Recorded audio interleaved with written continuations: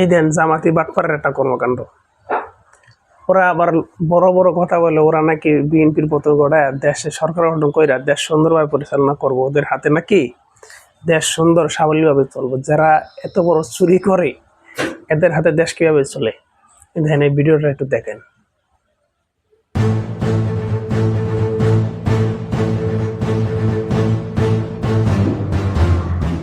সারা বছর তিল তিল করে জমানো টাকা দিয়ে ঈদের দিন পরিবারের মুখে একটু মাংস তুলে দেওয়ার স্বপ্ন ছিল বগুড়ার মালগ্রাম চাপরপাড়া এলাকার 1200 পরিবারের।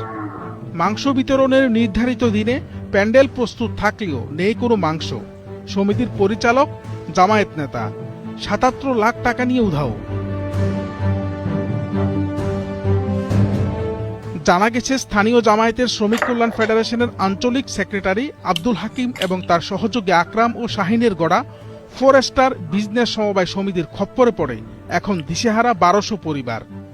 প্রতি সপ্তাহে 100 টাকা করে জমিয়ে প্রতিটি পরিবার প্রায় 5,000 টাকা সঞ্চয় করেছিলেন শুধু ঈদের মাংসের আশায়।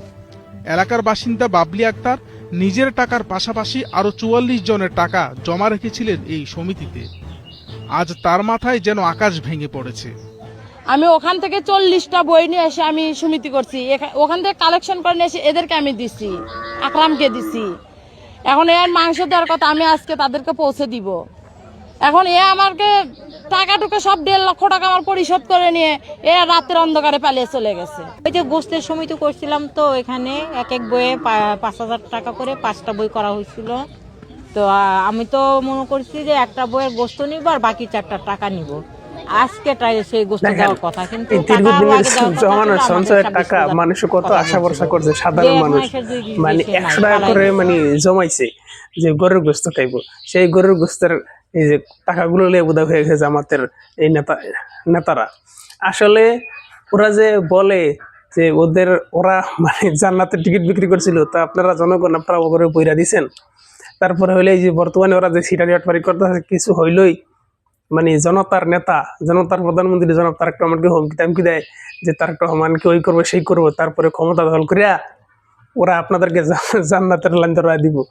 আসলে ভাই এই যে জামাতিরা, এদের জন্মস্থান হলো হিন্দুস্তান। এই হিন্দুস্তানি জন্মস্থান যারা, ওরা কখনোই বাংলাদেশের স্বার্থে কাজ করতে না, কারণ ওরা বাংলাদেশের জন্মলগ্নে ওরা বিষয় ছিল না। এই প্রতারকদেরকে শক্ত হাতে প্রতিহত করেন। আপনাদের কাছে এই প্রতারকদের বিচার দিলাম।